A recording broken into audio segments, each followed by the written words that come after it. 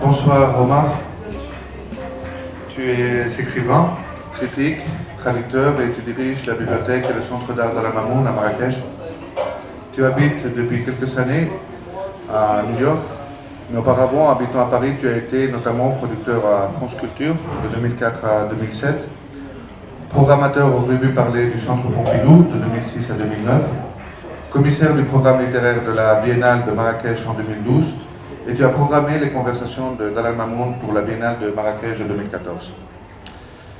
Je voudrais mentionner parmi tes traductions celle réalisée de l'anglais vers le français avec Ninon Vissono de l'essai du penseur libanais Jalal Tawfiq, Le retrait de la tradition suite au désastre de Missouri, qui fut publié par les Presses Ordinaires en 2011.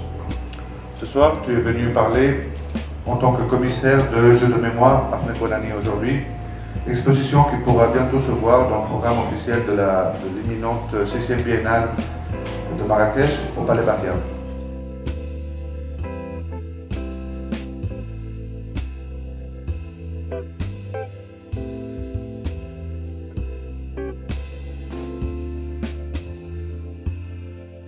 Bouhlani, en fait, sa formation dans ses études, quand il est allé en France, c'était monteur de cinéma.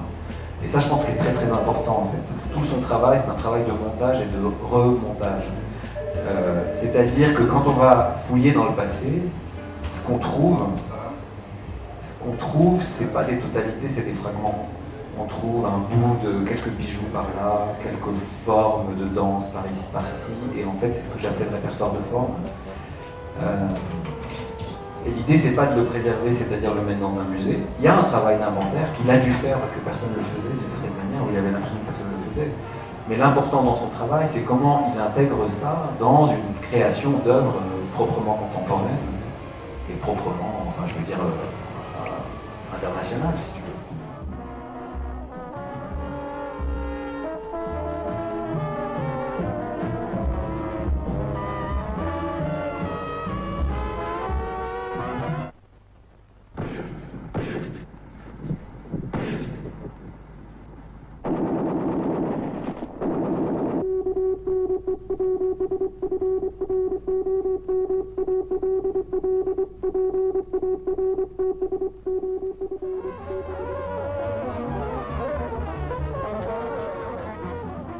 Pour moi, c'est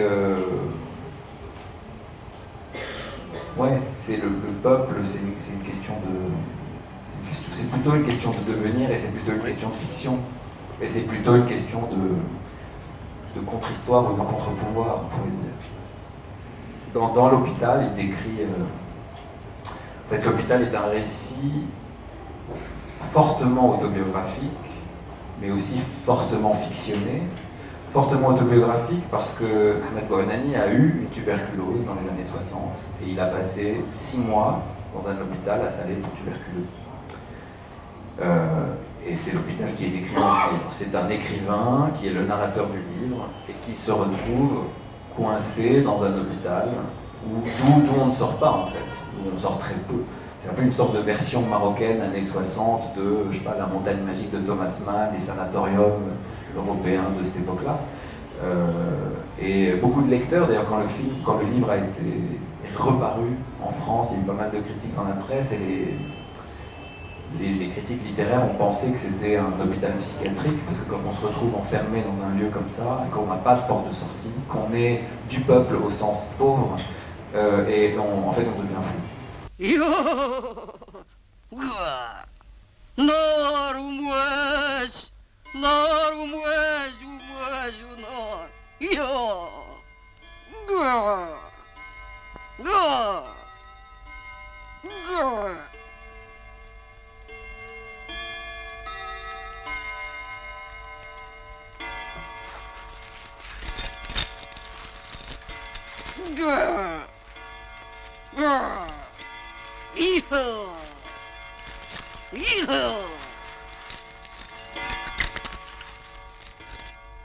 وفي جنب المدينة راجل مسكين كثرت الطرق أنا محيراه.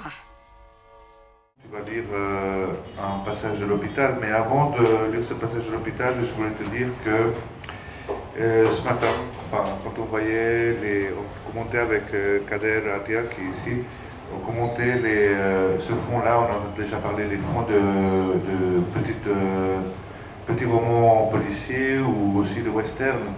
Et au-delà de la lecture de plaisir et le fait qu'il aimait beaucoup lire et il s'est inspiré pour ses scénarios, pour ses personnages, et je pense aussi que dans ces genres littéraires fantastiques ou policiers ou science-fiction, il trouvait aussi les mythes américains pour aussi un peuple. C'est-à-dire que le western, c'est aussi toute la mythologie et c'est comme si, dans tout son souci, parce que j'ai mentionné au tout début que tu as traduit un livre, effectivement, qui s'appelle Le retrait de la tradition suite au désastre de Mesuré. En fait, Bonanni, bien sûr, ne pouvait pas être conscient de ça, mais peut-être qu'il a eu l'intuition d'une forme de retrait de la tradition. C'est ce qu'il constate dans ces articles de Souffle, et une forme de constatation de ce retrait de la tradition. Il en appelle au gouvernement, mais on n'y croit pas trop finalement, parce que le gouvernement, qu'est-ce qu'il peut faire en 66 pour protéger tout ça? Enfin, on n'y croit pas trop, mais il se plaint quand même. Quoi qu'il en soit, où je ne veux pas me perdre, c'est que tous ces genres littéraires dont Bonanni lisait énormément, se retrouvent en fait finalement un petit peu dans certains passages de l'hôpital. Tu veux lire un passage de l'hôpital? Oui. Quand j'avais franchi le grand portail en fer de l'hôpital, je devais être encore vivant. Du moins le croyais-je, puisque je sentais sur ma peau les odeurs d'une vie que je ne reverrai plus jamais. Le plus naturellement du monde, j'avais emboîté le pas à un des employés de la mort lente. Je m'étais fait inscrire sur une fiche jaune déjà tachetée de chiures de mouches. J'avais dit merci 4 ou 5 fois à des têtes évoluant derrière des grillages, dans des espaces réduits, où s'entassaient des décennies de paperasse et de clichés radioscopiques sur des étagères poussiéreuses. Et le plus naturellement du monde, je n'avais pas pris la peine de me retourner dans la grande allée pour saluer une dernière fois la vie. Je m'étais trouvé soudain dans un autre silence. Je dirais plus tard le silence du bocal, sur une planète habitée par les caricatures d'une vieille humanité, des fantômes en manteaux de toile rude, heureux comme des arbres ou des rochers, résignés jusqu'à la vomissure. L'infirmier qui me conduisait au pavillon C arborait à son poignet, avec fierté, une montre de marque suisse achetée sans doute en contrebande. Durant le trajet, il avait communiqué l'heure à 2 reprises à des groupes de malades affalés par terre ou assis à califourchon sur des murettes. Je sentais de manière absurde qu'il en tirait toute sa raison d'être. Non seulement il criait l'heure, mais il prenait soin de préciser les secondes et les millièmes de seconde à des gens figés là depuis des jours ou des semaines et qui apparemment nourrissaient toute l'indifférence nécessaire à l'écoulement du temps et aux variations du calendrier. Était-ce sa façon de se démarquer de cette humanité malade, de lui signifier qu'il respirait dans des sphères où l'on dépensait plus d'énergie, de vitalité, de vie? J'avançais comme dans un brouillard au bout duquel se traînait cette masse d'hommes en blanc. J'avançais dans un jour qui ne pouvait pas exister, me disant « L'enfer ne me fait pas peur, non. Non pas l'enfer promis par les saints versets, mais un enfer sans flamme, sans marmite cannibalesque, où l'on vous seringue à petite dose la mort lente. »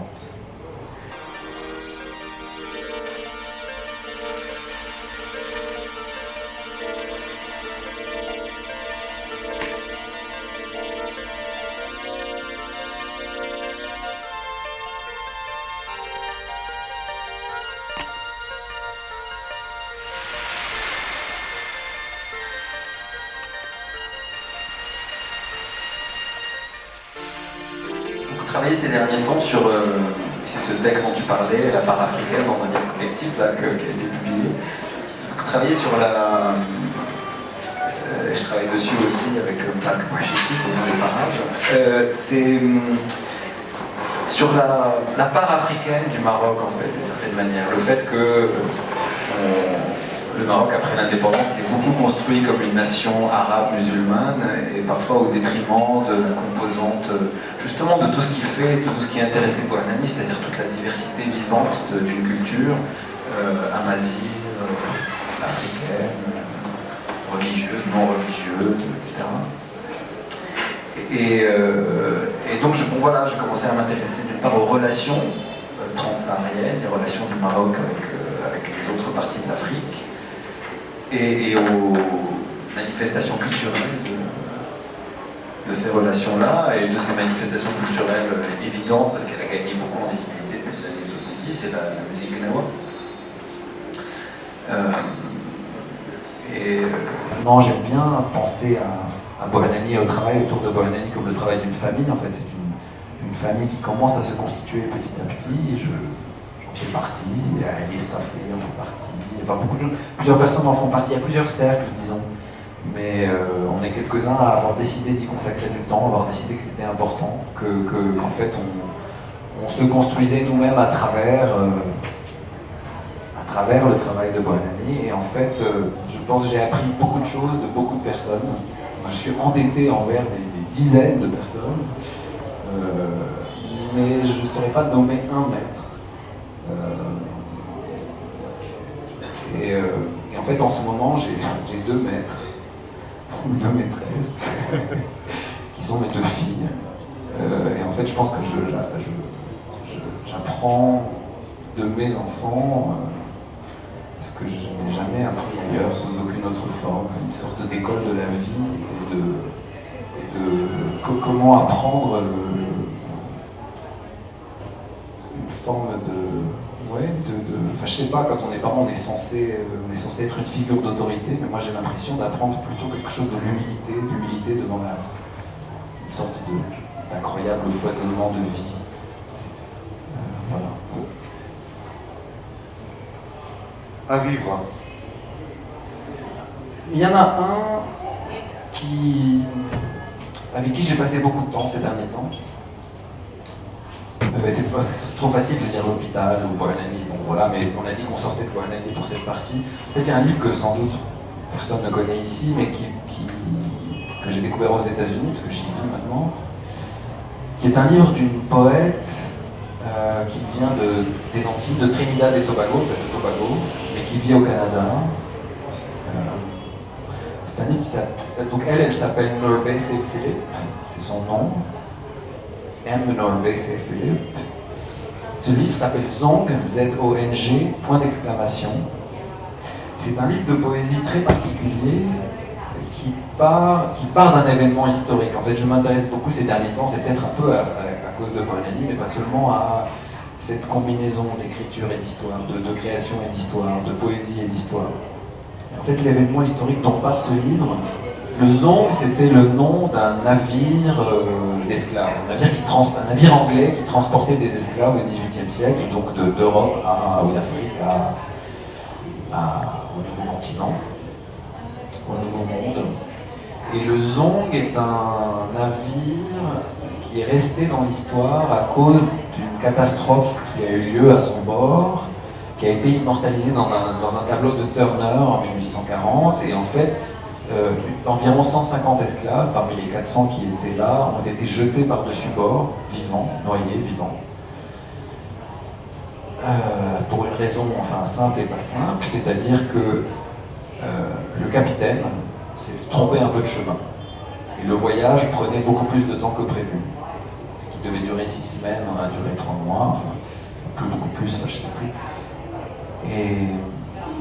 Et en fait, il y avait quelques esclaves malades, et il y avait un risque qu'ils contaminent les autres, ça avait déjà commencé. Et ça présentait plusieurs risques,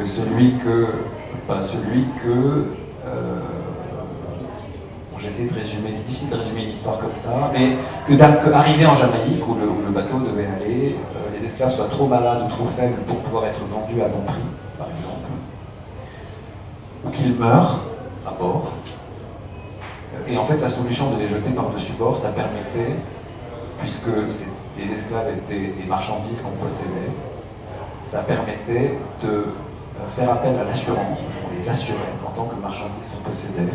Et si on les jette par-dessus bord, on peut réclamer de l'argent de l'assurance pour marchandises perdues, marchandises. Voilà.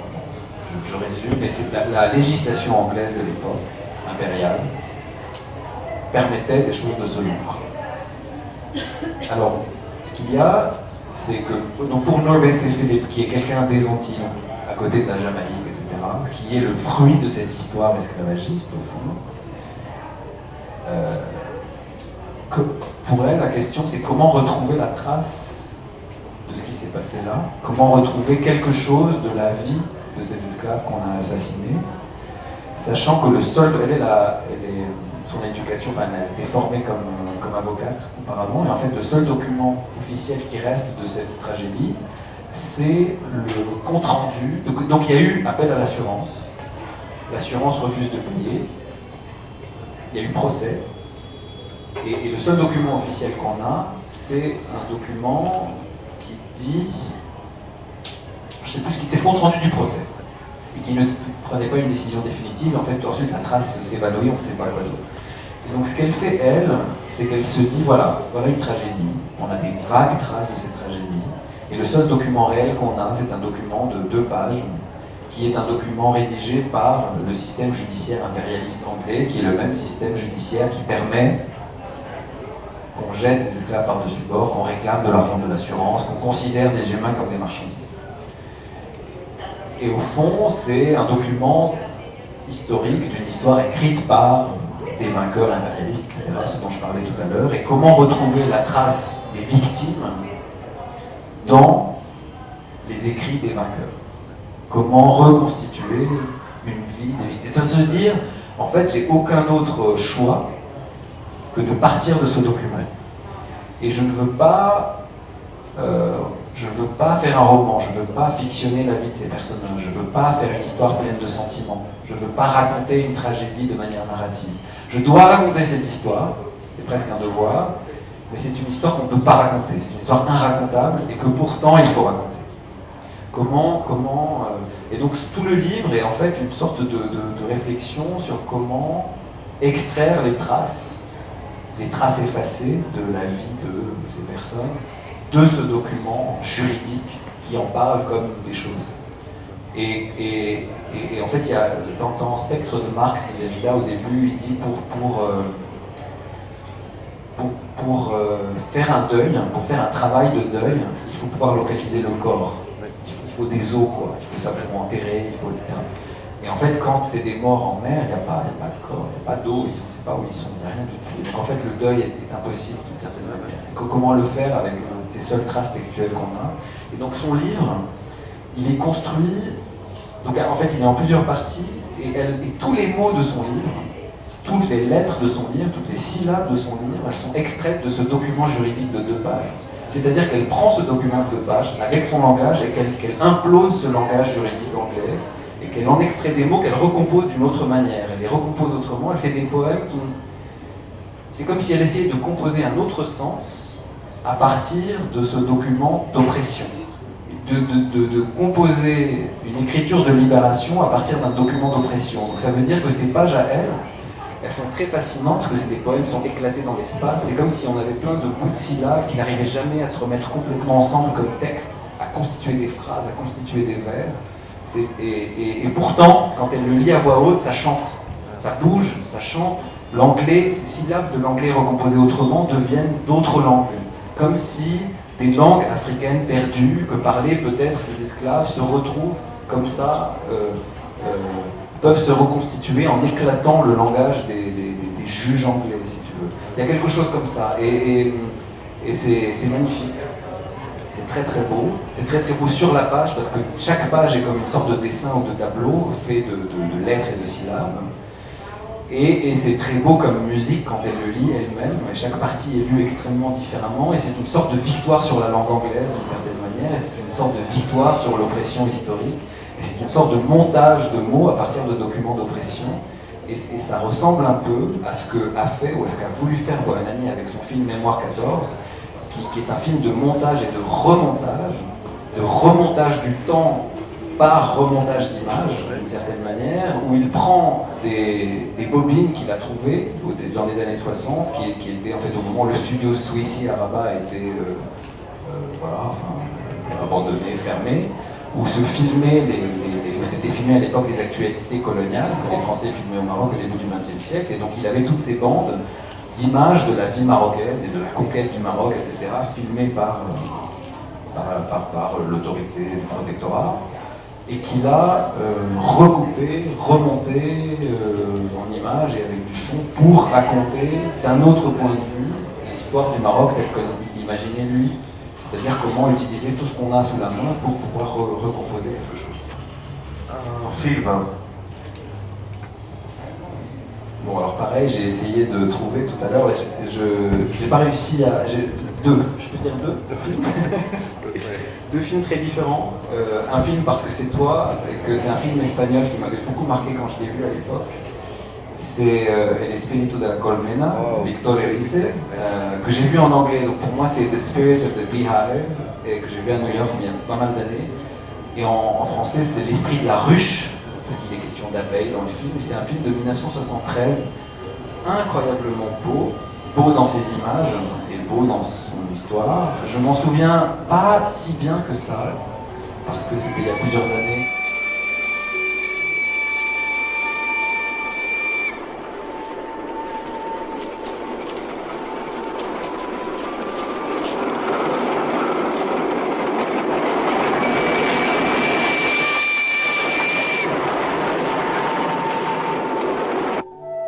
El espíritu de la colmena. C'est une sorte de Bohanani d'une certaine façon, sans doute autrement que Bohanani, mais il a peut-être fait 4 longs métrages en 40 ans, très beaux tous, et ce film, donc, il a été fait en 73, c'est-à-dire à un moment où Franco était toujours vivant, c'était la fin du franquisme. C'est un film, mais l'histoire se passe pendant la guerre, quoi, donc au début du franquisme, au moment où les républicains ont perdu, le franquisme s'installe. Et c'est un film sur ça, ce type de moment historique, les formes de résistance qu'on peut y opposer. Et puis c'est un film sur le cinéma et l'amour du cinéma, puisque ça se passe dans un village, une famille plutôt aisée, je crois que c'est une grande maison, un manoir, 2 petites filles. Donc cette histoire, c'est un film vu par le regard d'une enfant toute petite. En ça aussi, il y a quelque chose de Bohanani, en fait, de retrouver l'enfance. Et donc c'est un village où il y a une projection à l'extérieur et on montre Frankenstein, enfin un film comme ça où il y a un monstre, quoi. Et là, il y a 2 sœurs, une sœur aînée et une sœur plus jeune, et la sœur aînée n'y croit pas du tout, elle sait que c'est de la fiction, et la sœur plus jeune, elle y croit complètement, elle croit aux légendes. Elle est happée par l'histoire, elle pense que tout ça c'est vrai, qu'on peut parler à Frankenstein, qu'il peut venir nous manger, etc. Et c'est une...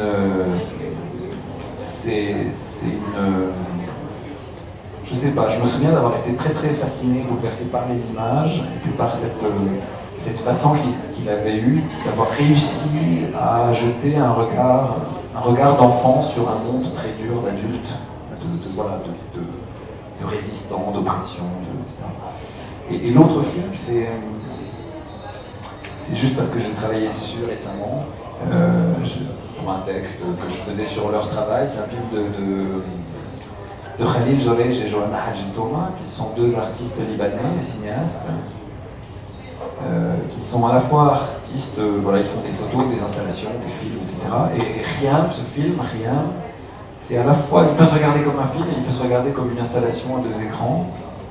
Et c'est un film dispositif. Moi j'aime bien les dispositifs, de fixer une sorte de contrainte qui génère du sens.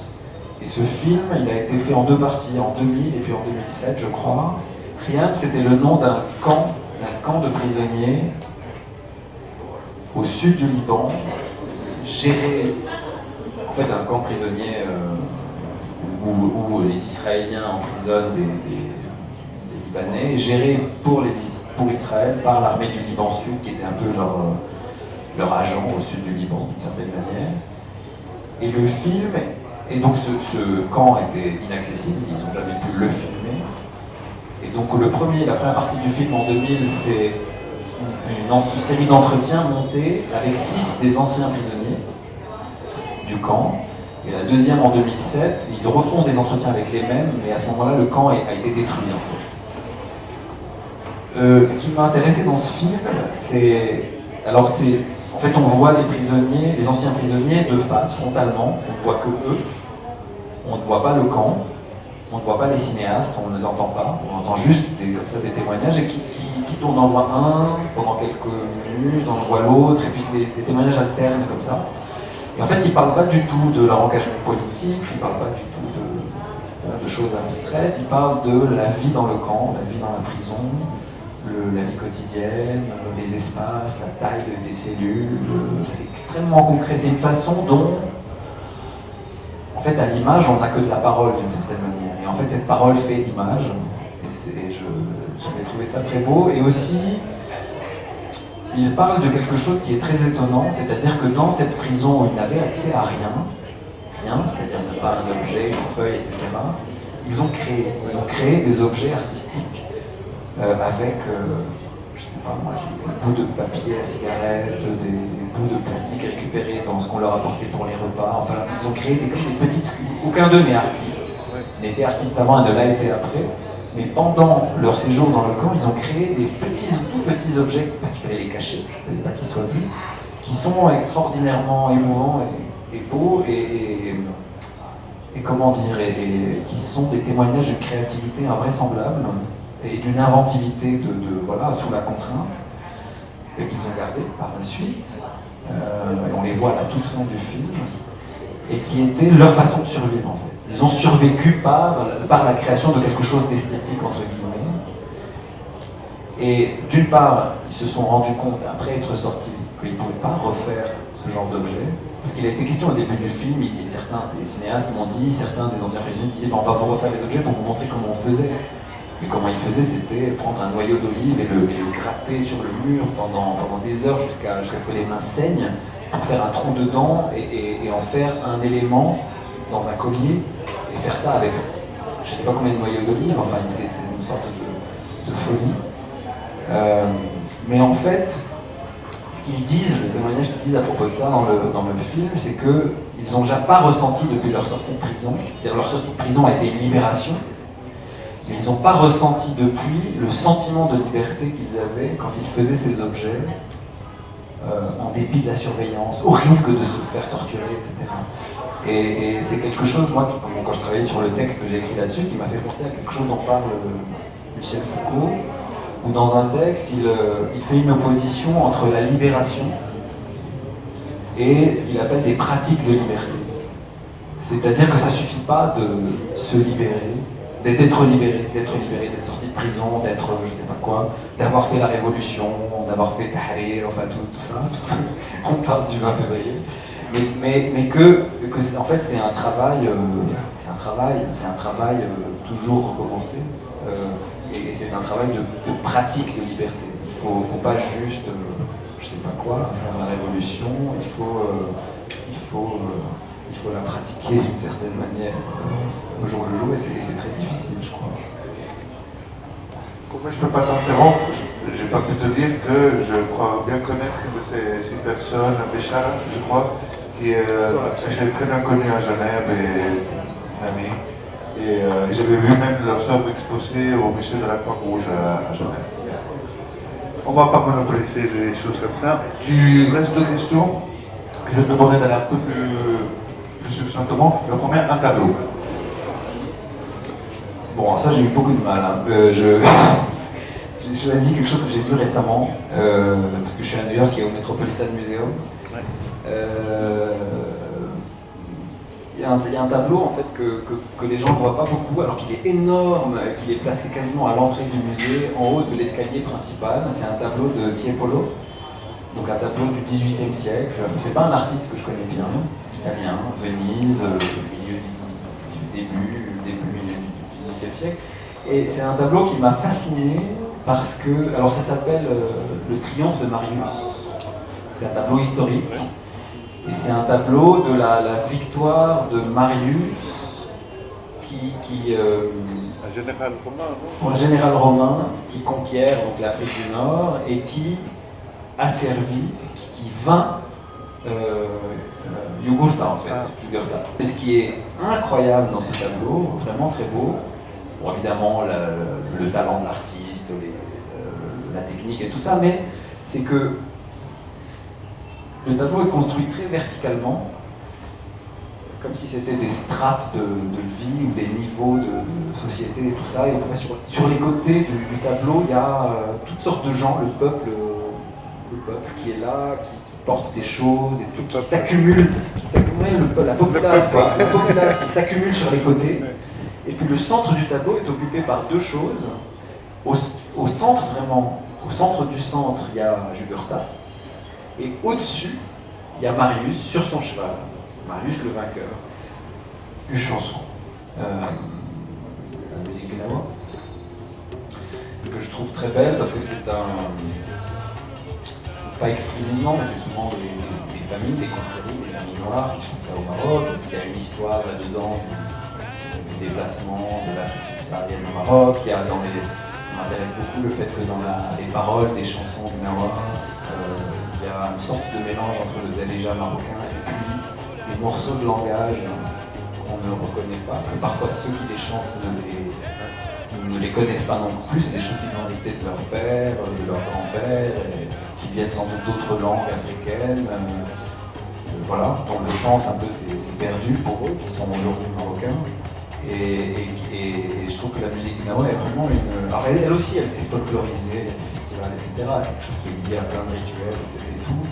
Et qui est un nœud dans lequel on peut s'envisager comme un autre.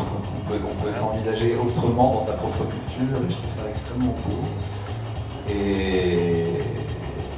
Et en fait, j'apprends maintenant avec un ami marocain qui est musicien à New York, qui chante la musique gnawa, et j'essaie de comprendre comment fonctionnent ces chansons avec lui, et il y a une complexité extraordinaire qu'on ne repère pas facilement quand on n'est pas musicien. Je ne suis absolument pas musicien.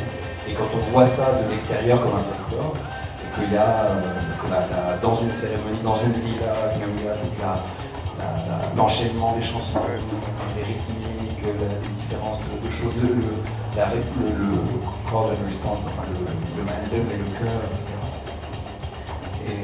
Et donc en fait, je sais pas, toutes les chansons gnawa, mais je vais pas me mettre à chanter, mais... ouais, non, je vais pas chanter, mais c'est pas... ça serait une insulte aux vrais musiciens. Merci beaucoup, merci.